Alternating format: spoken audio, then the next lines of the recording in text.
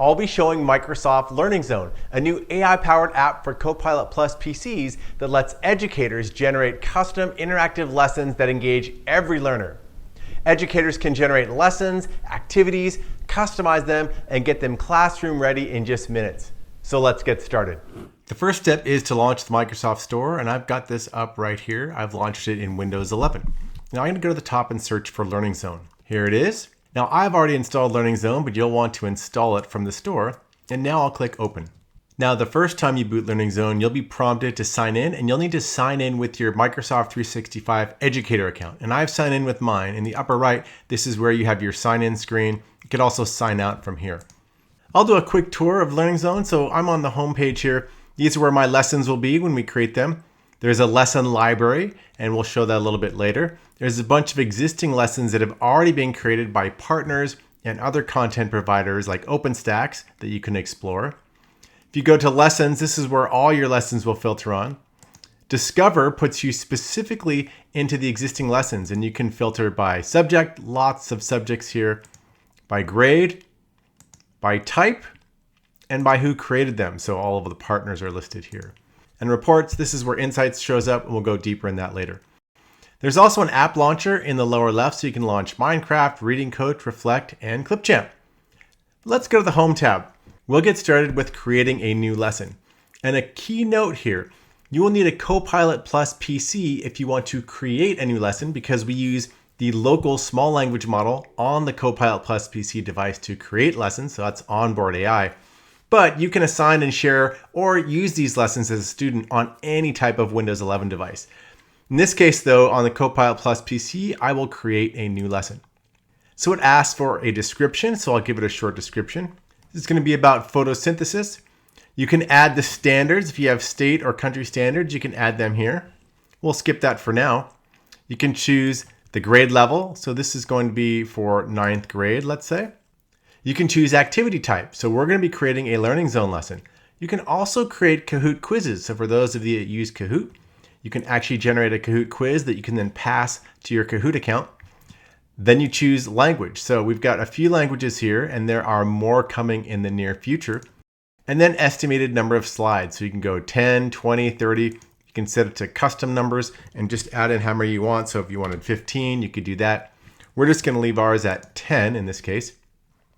And then the lesson balance.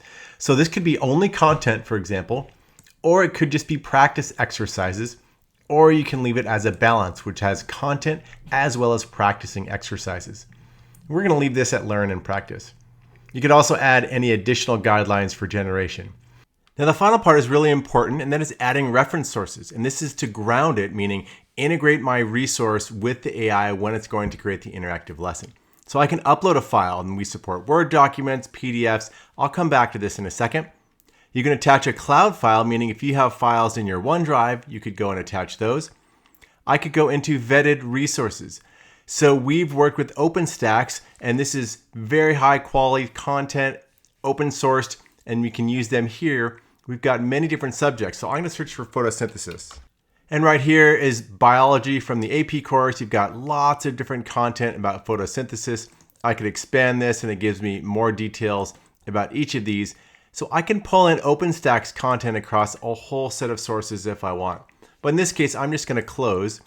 I'll go back to upload a file, and I'm going to upload a file I have on photosynthesis. And just to show what that looks like, I'll switch to Word. Here's my lesson plan on photosynthesis in Word. It has a bunch of concepts and topics and vocabulary. I'm going to add this into Learning Zone. So I'll choose upload a file, and here's my photosynthesis document, and hit open. And this is adding my photosynthesis document to the lesson.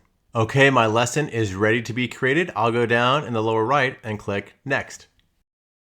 Okay, my outline's created. I can edit this. I can change the ordering if I wanted. So you can tweak this. You can also add more details to fine tune this lesson outline right here and generate. You could add a new module. So maybe I wanted to add a third module right here. I'm just going to delete this. So you have a lot of flexibility in how you create your outline. Now is the fun part. We're going to generate a lesson. So in the lower right, click generate a lesson. Now it's building this out. And Learning Zone is starting to generate, we call these slides. And they're going to be a mix of both content as well as practice exercises. So that mix of lesson and practice. Okay, my lesson is ready, and it made 11 slides. And if you scroll down, you'll see all the different slides. Now, what's really nice is you can click into these and see what they look like. You can also edit any of these. So these are not permanent. So let's say in this case, I go to content and I wanted to edit it. I can edit here and I can go lots of aspect ratios and I can choose from a gallery of images. I could crop it. I can also edit this content really easily. So I could add stuff in here. Here's more stuff. I'm just editing. This gives you a lot of flexibility. You can also add more content. So if I go here, and let's say I want to add a blank slide, I can duplicate an existing slide. So maybe right here, I wanted to add a blank slide. I can choose a content slide, media, multiple choice, fill in the blanks, true, false, or find the match. So if I wanted to add a video here, I select media and add slide. And now I can add the video and pop that right in. I'll go delete this one. I can delete slide. Now at the bottom, you see edit mode and play mode. We're at the bottom here. I'm going to go into the beginning of this lesson and I'll choose play mode. This is seeing how this will look like on the student side. So the student will get some content right here, reading about plants and algae and bacteria. They're starting to go through the lesson. I'm going to continue. Again, we're just going to speed up, pretend the student is doing this. Okay, I'm reading through the content. Now I start getting some practice exercises. And this is fill in the blanks. And so I'm just going to drag some of these. I actually have not been paying close attention, so I'm just going to drag these out here. And I will click check. Oh, I got these two wrong, and I got that one right. And I have the option to show the solution. So, okay, I wonder what those first two are. Oh, okay, it goes and it replaces the ones that are correct. And now I'll click continue. Then here's a multiple choice question. We'll check that. All right, I got it right. And here's a true and false question. So you get the idea. I'm going to go back into edit mode. Okay, so I'm back in edit mode. Let's say that I want to actually generate a distractor in this fill in the blank. I want to actually have another distractor, meaning generating the wrong answer. If I do this, I can generate a new distractor. So let's say I want to add chlorophyll and stomata as distractors into this fill in the blanks exercise. That lets you do that pretty easily. You can also go here, click this to say simplify language. Maybe you want to simplify some of the language in this fill in the blanks. But I think I'm pretty much ready to go. I'm ready to share this with my students now. So in the lower right, I'll click save. Now it says some slides haven't been reviewed, and that's because we didn't take the time to review every single slide, but we're going to pretend that I did. And I'm just going to say use anyway. Great, my lesson is saved. Now I'm ready to assign this to learners. So I'll click assign to learners. It pops it up and it says assignment title. If I want to add any notes, please work on this during class today. Maybe I'm going to set a deadline. I'll say end of today. And now I'll click create. So here are the options. I've got join code. I've got a link. I've got a QR code here. I could copy or download it. I could also share this directly into Teams assignments or Google Classroom. And one important note, we're actively working on the ability to attach Learning Zone lessons in a Teams assignment directly or picking from your library, as well as in our LTI app. The M365 LTI app will also allow you to attach Learning Zone lessons in the near future. That'll be coming out probably in spring of 2026, so stay tuned for that. Now what I'm going to do is I'm just going to get a copy of this link. Let's say I'm just going to send this link out to my students to open, and they can open it in their browser, but Learning Zone also works on a Windows 11 device, but we're just going to go to the browser and share this link to the student. I'm signed in as the student now. His name is Alex. And here is that assignment that has been opened. And here is the note from my teacher. Teacher is Mike in this case. Please work on this in class today. Okay, here's the lesson. I'll click start. And now the student starts going through the lessons. I'll click continue. I'm reading through the content. Great, we're going to speed through this. Oh, here is the fill in the blanks. I'll just do some of these. Hit check. Oh, I got them all wrong. If I need some hints here. Okay, those are the right answers. Great, we're going to continue. And they fill in the blanks. And we're just going to speed through this to the end. Now at the end, the student gets a notice that says, hey, do you want to revisit the topics that you didn't get correct yet?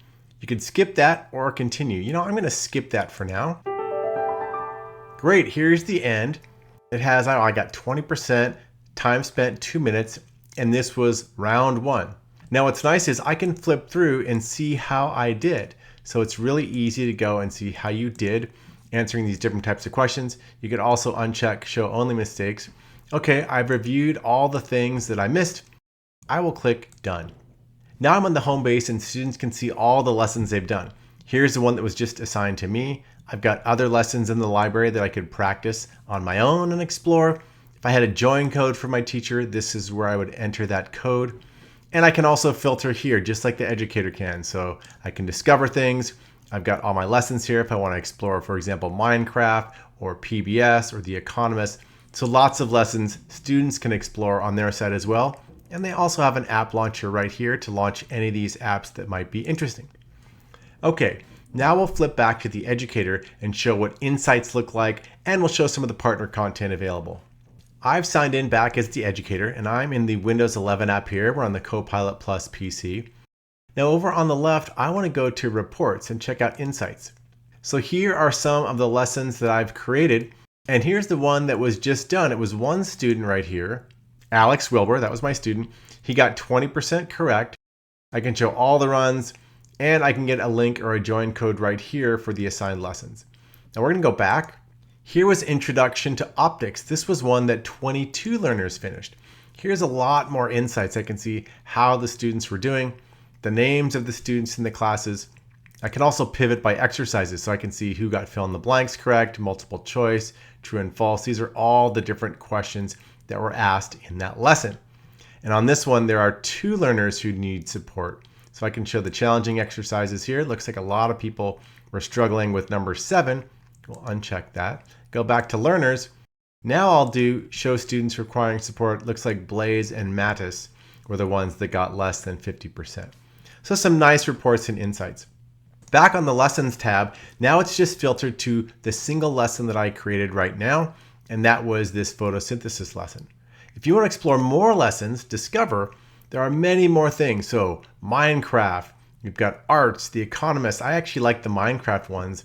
If I go into Planet Earth here, there are some pre-made lessons that are really powerful. Maybe Arctic Wolf. Here's a lesson. I won't go through the entire thing, but you get a sense there's a lot of these really powerful pre-made lessons. I'll close this one, go back to Discover. If you want to filter specifically, like I showed earlier, maybe I want to filter on science. Now it has all the science lessons, maybe grade 11. Okay, space exploration, tectonics, discover the universe, biomolecules. So a lot of existing lessons you can explore right here. I'm not going to go through all of them today, but a whole lot of content. We'll go back to home. Another way to filter on those lessons are right here. You can click any of these and filter. So if I just want to see humanities, now it's filtered to just the humanities. That's just a quick way to filter into that Discover lessons. Wrapping up, just going in the upper right, if you want to go to settings here, there's an option to go to dark mode. So we'll show dark mode like this. You can turn the sound effects on or off. Maybe you don't want to have the sound effects, or students can turn that on or off. Also, the app language itself that displays, there are many different languages to choose from here, so you can go and explore that. I'm going to turn this back onto light mode and close. That's a quick tour of Learning Zone, both on the educator and student side. One other thing I'll encourage you to explore is the Learning Zone website, which recently launched. If you go to learningzone.microsoft.com, you'll have the entire site. You can download the app here if you don't want to get it from the store. You can watch the video. It's a lot of fun. If you scroll down, there's a lot more information on how you can use Learning Zone. One thing I didn't show today was creating Kahoot lessons. You can also create those in Learning Zone and push them directly out to Kahoot if you're a Kahoot customer. And there's a bunch of great information on this site that you can explore to learn more about Learning Zone.